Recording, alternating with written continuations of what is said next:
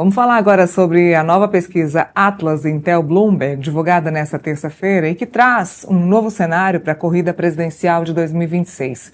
Após o caso do filme Dark Horse, o presidente Lula voltou a abrir vantagem sobre Flávio Bolsonaro no primeiro e no segundo turno, em um movimento que pode mudar a estratégia da direita para as eleições.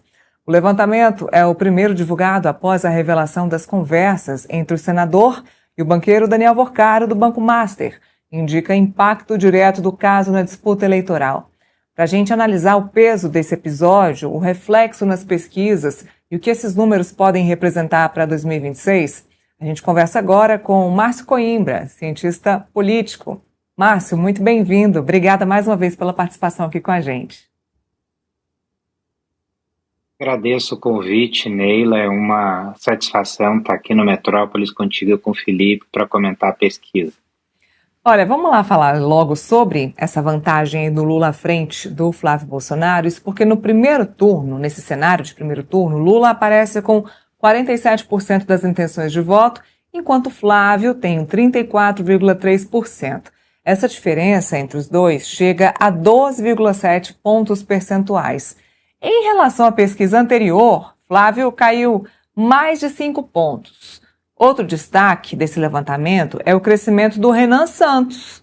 O pré-candidato tinha 2,9% em abril e agora aparece com 6,9%, assumindo a terceira colocação. No segundo turno, o presidente também lidera, 48,9% contra 41,8% de Flávio Bolsonaro. Esse resultado representa uma reviravolta em relação ao levantamento de abril, que mostrava empate técnico entre os dois. E aí, Márcio, eu já quero te perguntar, esse resultado mostra uma recuperação real do governo ou é um impacto momentâneo causado por esse episódio aí do Dark Horse e da conversa do Flávio com o Daniel Worcaro? Bom, Neila, vamos lá, vamos tentar destrinchar todo esse caminho. Eu acho que a gente tem as duas situações. De um lado, a gente tem o governo lançando diversos programas, o Desenrola e vários outros, hoje para taxistas e tal. O governo está trabalhando no sentido de gerar notícias positivas para impulsionar os números do presidente Lula. Isso de um lado. De outro lado, houve todo esse problema em relação à ligação que surgiu do Flávio com o Daniel Worcaro. Então são essas duas coisas, mas na pesquisa a gente não vê muita margem do Lula se movimentando. Ele se movimenta dentro daquela banda que ele já possui, né? Agora, a queda do Flávio, ela está literalmente ligada a todo o escândalo que saiu a semana passada. E isso deixa muito claro uma outra situação que a direita precisa ter em foco nesse momento, que é a possibilidade, inclusive, do presidente Lula vencer no primeiro turno. Ou seja, ele precisa entender, a direita precisa entender que o Lula, que do outro lado, que é a esquerda, ela tem condições de vencer no primeiro turno se a direita continuar perdida no cenário eleitoral como ela está nesse momento, né? Flávio Bolsonaro mostrou um desgaste imenso, Neila, e a gente precisa entender que pesquisa, como se diz tradicionalmente, é uma fotografia do momento, e nós precisamos ver qual é a segunda fotografia que vai aparecer deste movimento. Ou seja, se Flávio Bolsonaro estanca essa sangria com esses números, ou se essa sangria continua, até porque o Intercept, além de tudo que se fala nos bastidores, teria outros materiais para soltar contra Flávio Bolsonaro. Então, essa trajetória de queda dele poderia se acentuar. Então, a foto do momento ele perdeu aquele impulso que ele tinha, porque até então Flávio Bolsonaro jogava parado, né? Até porque ele também tem essas relações com a STF, tem essas relações com o ministro Toffoli e tal, ele preferiu jogar parado. E, atingido por essa gravação, ele recua até os 41% no segundo turno. E isso é muito preocupante. Preocupante no primeiro turno, porque pode deixar abrir espaço para Lula vencer no primeiro turno, e também é preocupante no segundo turno, porque ele mostra que ele vem perdendo tração. Se novas denúncias virem, é possível que ele continue decantando. E aí sim a direita precisa se perguntar qual o caminho que ela vai tomar nele. Apresentada nessa pesquisa de hoje já é suficiente para o presidente Lula ficar confortável ou ainda é uma pequena diferença? Ainda não dá para o presidente Lula ter um fôlego que ele precisa? Não, ele não tem o fôlego que ele precisa, ele não está confortável, ele é aquele que pode perder a eleição. A gente precisa entender que existe também uma onda internacional pró-direita no mundo e também na América Latina, onde os candidatos de direita vêm ganhando com tranquilidade na maioria dos países, a exceção foi o Uruguai, mas aí é uma situação muito específica local, mas a direita ela vem ganhando, então a tendência é a direita vencer no Brasil, né? Ou seja, a tendência é ou Flávio ou outro candidato que se apresente pela direita que ele vença, a tendência, mas a gente tem aí um presidente com a máquina na mão, com as características nacionais do Brasil, com um escândalo do Banco Master acontecendo, o que torna o cenário um pouco mais imprevisível, mas a tendência é para a direita. Portanto, Lula não está confortável e não deve ficar confortável até o fim do processo eleitoral. Márcio, deixa eu colocar o Felipe na nossa conversa também, para a gente enriquecer nosso debate. Felipe, sua pergunta aqui para o Márcio, por favor. Márcio, bom dia. Márcio, a minha dúvida é a seguinte, né? Quando você olha esse resultado das pesquisas, né, você vê que o Lula teve um leve aumento, o Bolsonaro teve um decréscimo, né, nítido, mas você não vê muito bem, né? Tirando o Renan Santos, que teve um aumento, né, você não vê muito bem esses votos que saem do Flávio indo para esses dois candidatos tradicionais da direita, que é o Caiado e o Zema, né? Como é que você vê esse surgimento, esse crescimento do Renan Santos e a não captação desses votos, né, desses possíveis votos para os dois outros candidatos? Olha, Felipe, o que a gente fica muito claro depois desse escândalo do Master, né? E a gente não pode esquecer que essa pesquisa foi feita pela internet, então ela tem um grau de diferença em relação a outras pesquisas. A gente precisa depois ver com as pesquisas que vão a campo, entrevistar as pessoas pessoalmente, se vai haver alguma diferença. O que essa pesquisa buscou e conseguiu captar do eleitor foi uma tendência de desgaste do Flávio Bolsonaro por um eleitorado que estava com ele e que não é um eleitorado bolsonarista. É um eleitorado de direita, não bolsonarista, mas que estava ali com o Flávio porque ele é, antes de tudo, antipetista. No momento que há decepção com a imagem do Flávio Bolsonaro, esses votos eles se deslocam para outros candidatos.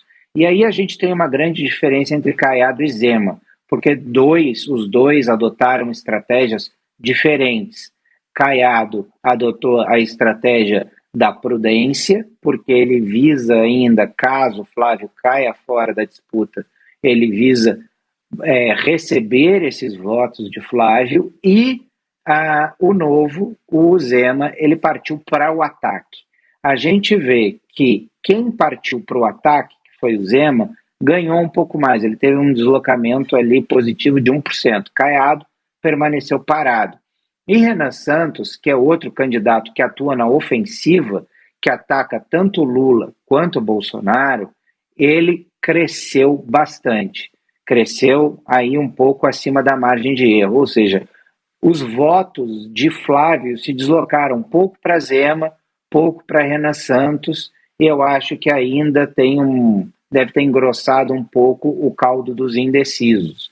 Mas o que a gente vê claramente é que um voto antipetista, que é um voto não bolsonarista, ele não se desloca para onde se imagina. Ele se desloca para quem? Para aqueles candidatos que atacam mais Flávio, que se posicionaram de uma forma crítica em relação a Flávio, ou seja, as pessoas têm a decepção com Flávio e buscam candidatos que o criticaram, foram aqueles que cresceram. Se esse é um movimento que vai ganhar atração, a gente ainda precisa ver nas próximas pesquisas, para saber se isso é um movimento, se é um processo de decantação do Flávio, né? Agora, ele recebeu um baque, ele recebeu um desgaste, que ele cai claramente nessa pesquisa, mas é aquele voto, não é aquele voto bolsonarista raiz, aqueles 20% que vão estar ali com Flávio até o final. São aqueles outros eleitores que, apesar de serem antipetistas, não são bolsonaristas, mas estavam com Flávio por conta da conjuntura do quadro eleitoral. Agora, como é que o Renan Santos pode capitalizar, digamos assim, esses votos que não são bolsonaristas, mas são de direita e que foram para ele neste momento? Como é que ele pode pegar esses votos que estão com ele nesse momento e levá-los até as eleições ou fazer esse número de pessoas que são de direita, porque tem mais gente ainda que é de direita, mas que não é bolsonarista, como é que ele pode ainda conquistar esses eleitores que não são os bolsonaristas? Claro, ele é um nome forte na internet. Você lembrou muito bem, a pesquisa foi feita pela internet. Existe alguma possibilidade do Renan levar esses nomes de direita para outubro? A gente ainda está em maio, né? Existe uma possibilidade dele aumentar esses números até outubro? Neila, o Renan, ele tem uma situação característica um pouco diferente dos outros, que ele tem um baixo grau de conhecimento, até porque está expresso na rejeição. De todos os candidatos, ele é aquele que possui a menor rejeição, de 37% nessa pesquisa. E o que tem maior rejeição, inclusive ultrapassando Lula, é Flávio Bolsonaro, com 52%. Então, por conta de não ser um candidato conhecido ainda, Renan Santos tem capacidade de crescimento, mas também, na medida que ele se torna mais conhecido, ele se torna mais rejeitado. Então, é um equilíbrio que ele precisa buscar, que é muito interessante. E não me parece que Renan Santos disputa essa eleição para vencer. Me parece que ele disputa essa eleição para firmar uma posição desse novo partido que é a Missão, conseguir fazer deputados e preparar esse projeto para 2030, porque ele dialoga com uma parte do eleitorado que é uma parte do eleitorado que nasceu depois dos anos 2000. Não é uma parte do eleitorado que está acostumado, por exemplo, com Caiado, com Zema, com uma política tradicional. Eu, por exemplo, que tenho 52 anos, tinha 15 anos na eleição de 89. Eu me lembro claramente do Caiado, candidato a presidente, Lula candidato a presidente. Agora, você imagina, essa turma que está com o Renan Santos hoje é uma turma que nasceu depois dos anos 2000. E é uma turma que vai engrossar o eleitorado nos próximos 4 anos.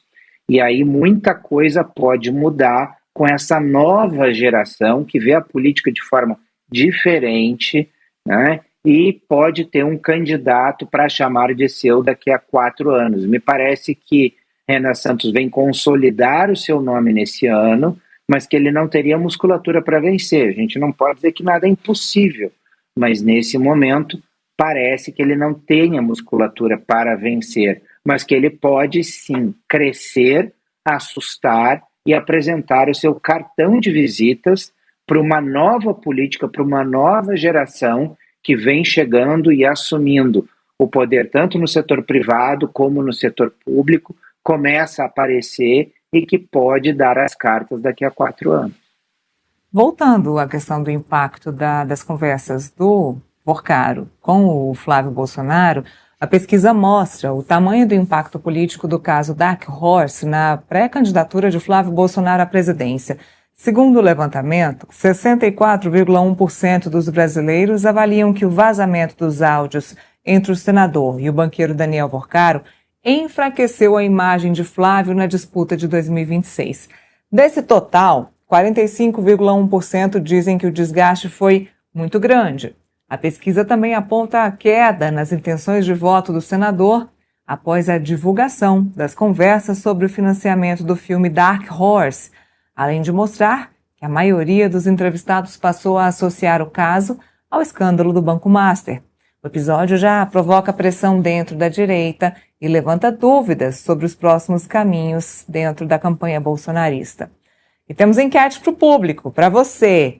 Os áudios com Daniel Vorcaro enfraqueceu ou ajudam a pré-candidatura de Flávio Bolsonaro? Então você que está nos assistindo, já coloca aí na nossa enquete a sua opinião, que a gente vai ler já para vocês os resultados.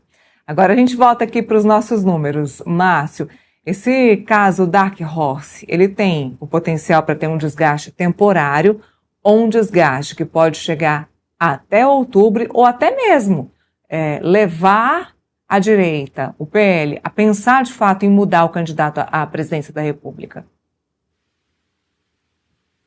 Neila, o que a gente vê é que, como é uma pesquisa feita pela internet, um dado que é importante para a gente conseguir avaliar todos esses dados importantes que você trouxe, é que 93% das pessoas, segundo essa pesquisa, escutaram o áudio envolvendo Vorcaro e Flávio Bolsonaro. Ou seja, dentro da bolha da internet, 93% das pessoas ouviram um áudio.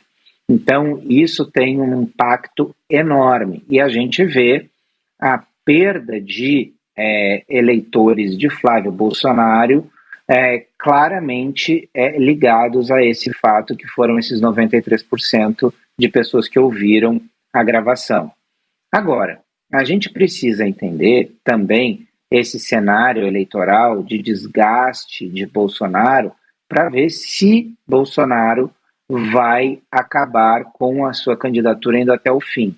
Eu acho que para isso a gente precisa entender dois aspectos. O primeiro deles é saber se virão novas denúncias, novas gravações, novas situações constrangedoras e embaraçosas para Flávio Bolsonaro no decorrer da campanha, especialmente ligado ao Banco Master.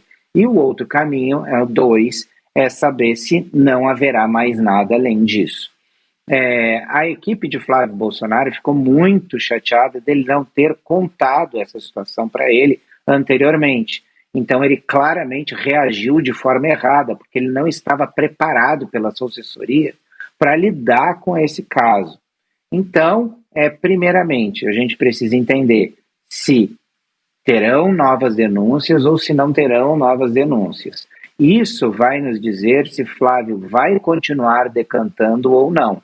Que ele tem telhado de vidro para ser atacado por diversos outros casos, todos sabemos que ele tem, né? Agora, tem que ver se essas denúncias que chegarão e que não são relativas ao Banco Master têm potencial para afetar os seus números. A gente sabe que, considerando que são aquelas denúncias do Banco Master, ela tem.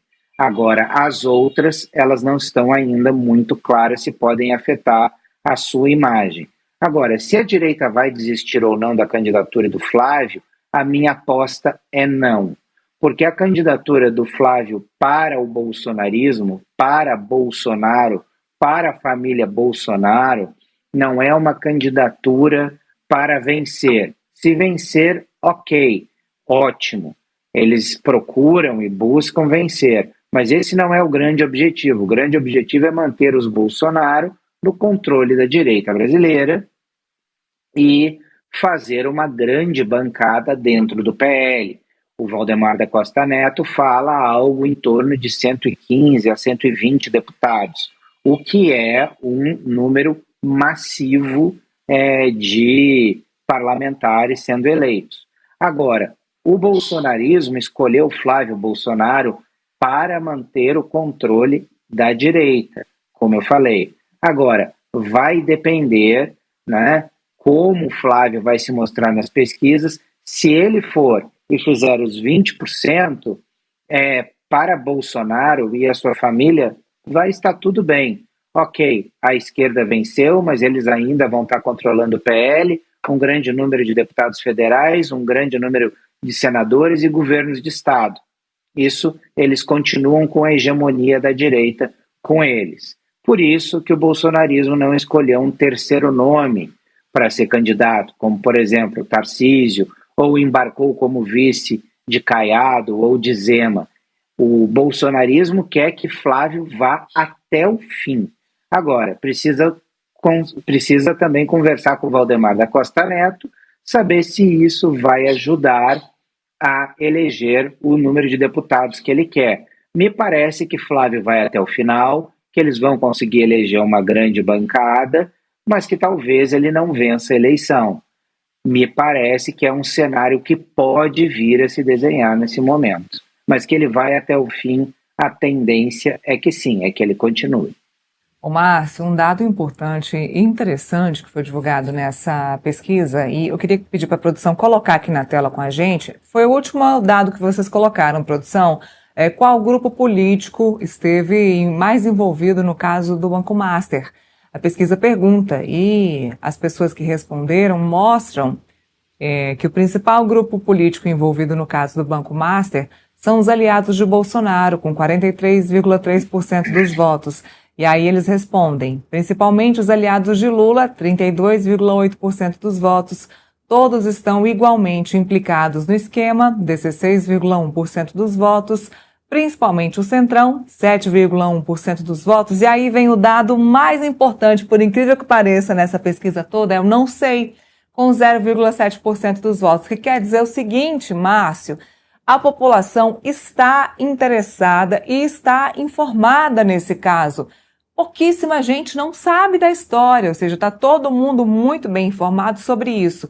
E aí eu não sei se está todo mundo muito bem informado no quesito política no geral ou só sobre esse assunto, mas esse dado é bem relevante e mostra que a população está inteirada sobre isso, está muito bem informada sobre isso, e quando a gente vê a dissociação desta pesquisa específica, a dissociação do presidente Lula com Flávio, ou seja, o descolamento, os dois estavam bem coladinhos, né, na última pesquisa, o descolamento do presidente Lula do Flávio Bolsonaro, isso mostra que os eleitores, sim, estão cientes do cenário político atual. Essa é uma informação importante para a gente ficar atento, né?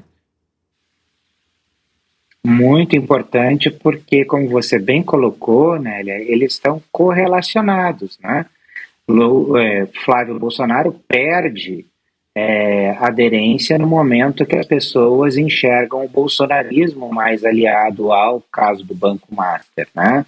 E se aparecer também alguma denúncia envolvendo Lula, seu filho, em relação ao INSS, que também conversa com o caso do Banco Master, eles são de alguma forma interligados. A gente sabe que fundos de pensão de vários estados acabaram irrigando o Banco Master, do Amapá, do Rio de Janeiro, né, se Lulinha envolvido nessa história, ou seja, isso pode vir a respingar também na esquerda. O fato, Nélia, é que o caso do Banco Master ele é ecumênico, né? Como se ouviu aqui ontem, eu ouvi no Congresso, o Daniel Vorcar comprou todos os políticos que estavam à venda. E os políticos que estavam à venda são da direita, são da esquerda, são do centrão, são da extrema-direita, são da extrema-esquerda, são de todos os lados do espectro político. Ele atingiu todo mundo. A direita diz que ele é um caso que nasceu juntamente com o PT da Bahia, com o chefe da Casa Civil, com o Jacques Wagner, o líder do governo, com o Rui Costa, né, que eu falei, o chefe da Casa Civil de Lula, que ele está na antessala da presidência da República. É fato, está sim, mas ele também está na antessala da direita, com o bolsonarismo pedindo dinheiro para Daniel Vorcar. Ou seja, ele engloba todos os lados do espectro político. ele engloba o Amapá, do senador Davi Alcolumbre, presidente do Senado Federal, ele engloba o Centrão com Ciro Nogueira que foi ministro das Comunicações do Lula e chefe da Casa Civil de Bolsonaro.